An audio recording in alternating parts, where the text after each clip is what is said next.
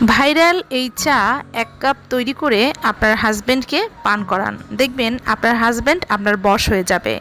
আপনার হাজবেন্ড যখন অফিস থেকে ক্লান্ত শরীরে বাসায় ফিরবে তখন এইরকম করে 1 কাপ চা তৈরি করে দিবেন। দেখবেন নিমিষেই তার সব ক্লান্তি দূর হয়ে গেছে। আপনারা যদি সম্পূর্ণ রেসিপিটি দেখেন আপনাদের কাছে ভীষণ ভালো লাগবে। তো ভাইরাল এই চা রেসিপি তৈরি করার জন্য প্রথমেই আমি নিয়েছি একটি হাঁড়ির মধ্যে দিয়ে দিচ্ছি 3 টেবিল চামচ পরিমাণ চা পাতা। 3 টেবিল চামচ পরিমাণ চা পাতার সাথে আমি দিয়ে দিব 3 টেবিল চামচ পরিমাণ চিনি। আপনারা আপনাদের স্বাদ অনুযায়ী চিনি বাড়িয়ে অথবা কমিয়ে দিতে পারেন।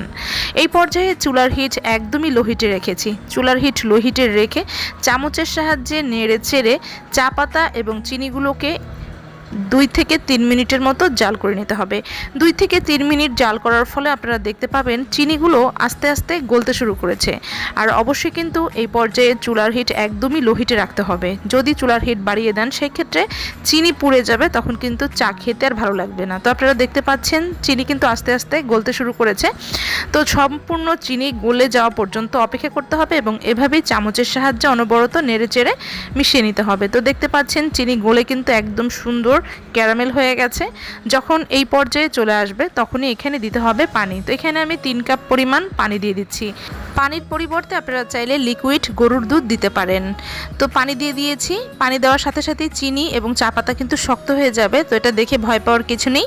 এই পর্যায়ে চুলার হিট হাই হিটে করে দিয়েছি যতক্ষণ পর্যন্ত পানিগুলো ফুটে না আসে।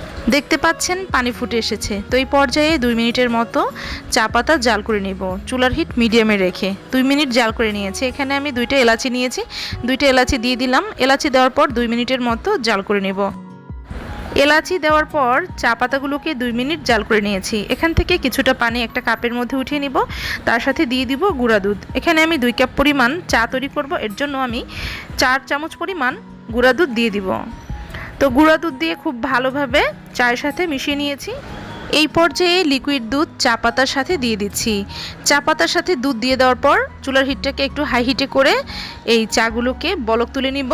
এরপর চুলার হিট লোয়ে রেখে আরও 2 থেকে 3 মিনিট চাগুলোকে জাল করে নিব। এর ফলে দেখতে পাবেন চায়ের খুব সুন্দর একটি কালার এসেছে। যখন দেখবেন চায়ের সুন্দর কালার চলে এসেছে তখনই বুঝতে পারবেন চা জাল করা হয়ে গেছে। চুলার হিট লোয়ে রেখে 2 মিনিট জাল করে নিয়েছি। দেখতে পাচ্ছেন চায়ের কালার কিন্তু চলে এসেছে। যখন দেখবেন এরকম একটি ব্রাউন কালার চলে এসেছে তখনই বুঝতে পারবেন চা পারফেক্টভাবে তৈরি হয়ে গেছে। এই পর্যায়ে চায়ের হাঁড়িটাকে চুলা থেকে নামিয়ে নিব এবং চাগুলো একটি ছাঁকনির সাহায্যে ছেঁকে কাপের মধ্যে পরিবেশন করে নিব।